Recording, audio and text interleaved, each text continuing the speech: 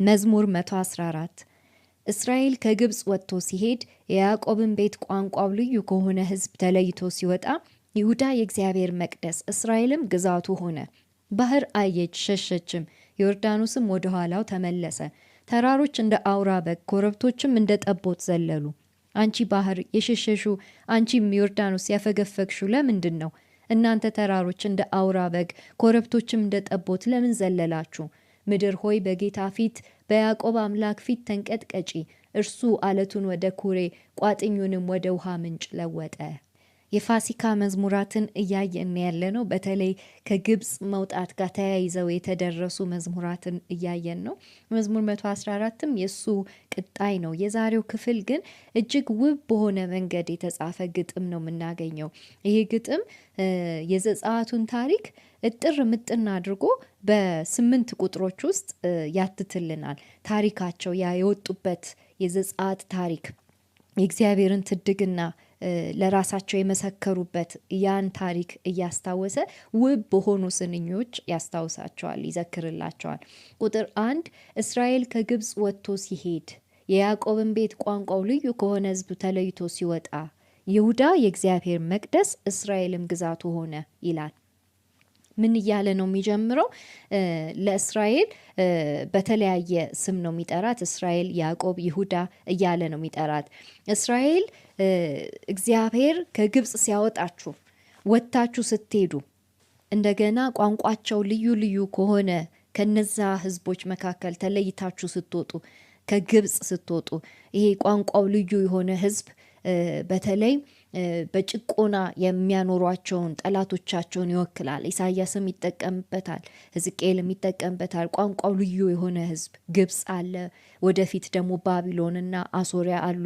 እነዚህ ህዝቦች የሚታወቁት በመጨቆን ነው፣ እስራኤልን በማሳዘን ባሪያ በማድረግ ነው። ስለዚህ ይሄ እስራኤል ከግብጽ ሲወጣ ከጭቆና ተለይቶ ሲወጣ እንደ ህዝብ ሲወጣ እግዚአብሔር ሲጠራው ምን ሆነለት? ለእግዚአብሔር አውቶማቲክሊ የእግዚአብሔር መቅደስ ነው የሆነው።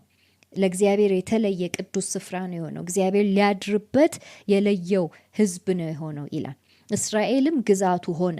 ሊነግስበት የመረጣት ህዝብ እስራኤል ሆነች። ይሄ ግዛት አለው። እግዚአብሔር መንግስቱን ሲያቋቁም ግዛቱ እስራኤልን አድርጎታል። በዚህ ምድር ላይ እግዚአብሔር መንግስቱን ሲያስፋፋ አንዱ ማስፋፊያ ግዛት የሆነችው እስራኤል ነች።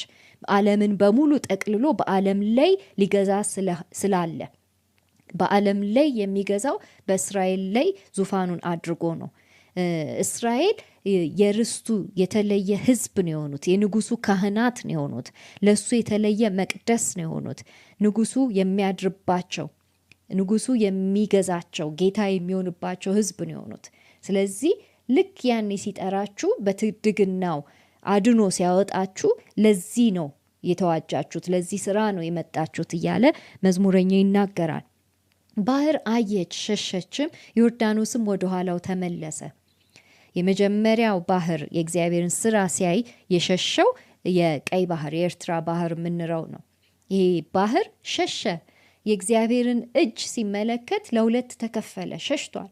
እንደገና ደግሞ ለሁለተኛ ጊዜ ምድሪቱን ከነዓንን ሊወርሱ ሲዘጋጁ ከኢያሱ ጋር ዮርዳኖስም ወደ ኋላው ተመልሷል።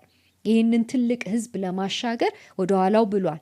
እግዚአብሔር የሚመራው ህዝብ፣ እግዚአብሔር የመረጠው ሊነግስበትና ሊያድርበት የመረጠው ህዝብ ስለሆነ ይሄ ተፈጥሮ እንኳን እያየ ዞር ዞር ይላል ይለናል።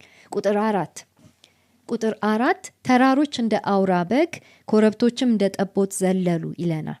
አሁንም ከተፈጥሮ በላይ የሆነውን ነገር እየነገረን ያለው ተራሮች እንዴት ነው የዘለሉት? ኮረብቶች እንዴት ነው ወደ ላይ የዘለሉት? በደስታ እንዴት ነው የፈነጠዙት? መቼ ነው ይሄ የሆነው? እግዚአብሔር ሲነካው በሲና ምድረ በዳ የሲና ተራራ ሲጤስ እናየዋለን። ነጎድጓድ ሲሰማበት ሲደመጥበት እናያለን። መብረቅ ሲመታው እናያለን። በደስታ ሲዘል ይሄ በግጥም መልኩ ሲገለጥ የእግዚአብሔር የነጋው ተራራ በደስታ ይዘላል ይለናል። እግዚአብሔር ሊያድርበት የመረጠው ያ ተራራ በደስታ ይዘላል ይለናል። እንደገና ደግሞ ኮረብቶችም እንደ ጠቦት ዘለሉ።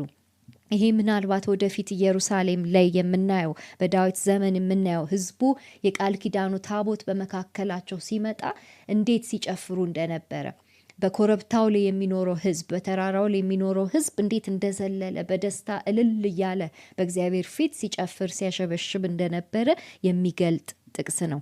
ቁጥር 5 አንቺ ባህር የሸሸሹ አንቺም ዮርዳኖስ ያፈገፈግሹ ለምንድን ነው? ይሄ የታወቀ ምላሽ ያለው ጥያቄ ነው። ያ ባህር የቀይ ባህር ሸሽቷል፣ ዮርዳኖስም አፈግፍጓል። ስለዚህ ይጠይቃቸዋል፣ እንዴት ነው ይሄ? ለምንድን ነው የሸሸሹ? ማንን አይተሽ ነው? ምን አይተሽ ነው ይላታል። ምላሹ የታወቀ ነው። እግዚአብሔር መጥቶ አይታው ነው። እግዚአብሔር ሲገለጥ የማይሸሽ የማይደነግጥ የማያፈገፍግ ማንምና ምንም ነገር የለም። ስነ ተፈጥሮ ራሱ መላው አጽናፈ ዓለም ራሱ ለእግዚአብሔር ቃል ለእግዚአብሔር መገለጥ ያፈገፍጋል፣ ይታዘዛል፣ ይሽመደመዳል በሱ ፊት እያለ ይናገራል። ቁጥር 6 እናንተ ተራሮች እንደ አውራ በግ ኮረብቶችም እንደ ጠቦት ለምን ዘለላችሁ? ይሄም ቁጥር 4ን እየደገመልን ነው። ተራሮቹ እንደ አውራ በግ ልክ በቃ ልጅ የሆነ በግ እንደሚዘለው ወደ ላይ ፍጥር እያለ እንደሚዘለው በደስታ እየዘለላችሁ ነው፣ እንደ ጠቦት እየዘለላችሁ ነው። ለምንድን ነው የምትዘሉት ይላቸዋል። የእግዚአብሔር መገኘት ሲመጣ፣ የእግዚአብሔር ሀልወት በመካከላቸው ሲገኝ በተራሮችና በኮረብቶች መሃል የሚገኙ ነዋሪዎች ይዘላሉ፣ ተራሮችም ኮረብቶችም ይዘላሉ። አጽናፈ ዓለሙ ሁሉ በደስታ ይፈነጥዛል እያለ ይናገራል። ምድር ሆይ አሁን በሙሉ ይጠቀልላል። ምድር ሆይ በጌታ ፊት በያዕቆብ አምላክ ፊት ተንቀጥቀጪ። ተመልከቱ እንግዲህ አሁን ይሄ የያዕቆብ አምላክ የእስራኤሉ አምላክ በእስራኤል ግዞት ውስጥ ብቻ የተመደበ አይደለም። ለእስራኤላውያን ብቻ አምላክ እንዲሆን በዛ ሳጥን ውስጥ የገባ አምላክ ብቻ አይደለም። ይሄ አምላክ ለምድር ሁሉ የሚተርፍ አምላክ የሚተርፍ ጌታ ነው። እሱ ብቻ ሳይሆን በምድር ሁሉ ላይ ጌታ ነው። በምድር ፊት ጌታ ነው። ቅድም በግብጽ ፊት ነበር ያሳየው ጌትነቱን። ቅድም በኤርትራ ባህር ፊት ነበር ጌትነቱን የገለጠው። ቅድም ዮርዳኖስ ጋር ነበር ኃያልነቱ የተገለጠው። አሁን ግን ይለናል፣ አሁን ይሄ የያዕቆብ አምላክ በእስራኤል ውስጥ ብቻ ተገድቦ የሚኖር ሳይሆን በምድር ሁሉ ላይ ጌታ የሚሆንበት ጊዜ ደግሞ ይመጣል። ምድር ሁሉ ደግሞ በፊቱ የምትንቀጠቀጥበት፣ የምትርድበት፣ ወደኋላ የምታፈገፍግበት፣ የምትሸሽበት ጊዜ ይመጣል ይላል። ለእርሱ አልገዛም ካለች የሚደርስባት ዕጣ የቀይ ባህርና የዮርዳኖስ ዕጣ ነው። ለእርሱ የምትገዛ ከሆነች ግን እንደ ባህሩ ሰብጁ አይደለም የሚያደርጋት። እንደ ባህሩ ሰብጁ ሳይሆን የሚያደርጋት እግዚአብሔር አለታማውን የሆነውን የምድርን ስፍራ ኩሬ ያደርገዋል። ቋጥኙን ወደ ውሃ ምንጭ ይለውጠዋል። ይሄ የኤደን ገነት ምሳሌ ነው። ኤደን ገነት ያደርጋል። ለእግዚአብሔር ጌትነት የሚሰጠውን ያን ክፍል እግዚአብሔር ወደ ፍሬያማነት ቦታ ይለውጠዋል እያለ ይነግረናል። ትዝ ካላችሁ 113ን የደመደም ነው በሐናን መዝሙር በሚመስል ስንኝ ነው አይደለ? መካኒቱን ባለ ብዙ ልጆች እናት ያደርጋታል ብሎ ነው የደመደመው። ያ ፍሬ የማይሰጠውን የዛችን እናት ሆድ ፍሬ እንዲሰጥ ያደርገዋል ብሎናል። ይሄኛውም ክፍል ደግሞ ሲደመድም ፍሬ የማያፈራ አለታማ ስፍራ እንኳን ኩሬ እንዲያወጣ ያደርገዋል። ቋጥኝ የበዛበት እሾህ የበዛበትን ስፍራ ደግሞ የውሃ ምንጭ ስፍራ ያደርገዋል። የውሃ ምንጭ እንዲያወጣ ያደርገዋል፣ ይለውጣል ነገርን እያለ ይነግረናል። ስለዚህ ይህ ትልቁ እግዚአብሔር በግብጽ የተገለጠው እግዚአብሔር አሁን ደግሞ በጣም ከፍ ባለ መንገድ በምድር ሁሉ ላይ ሊገለጥ አለ። እስራኤልን ግዛቱ ያደረገ እግዚአብሔር አሁን ደግሞ ምድርን በሙሉ ጠቅሎ ግዛቱ ሊያደርግ አለ እያለ ይደመድማል። ይሄ መዝሙር 24 ላይም ይህንን እናገኛለን። ምድርና ሞሏ በሙሉ የእግዚአብሔር ናት ይለናል።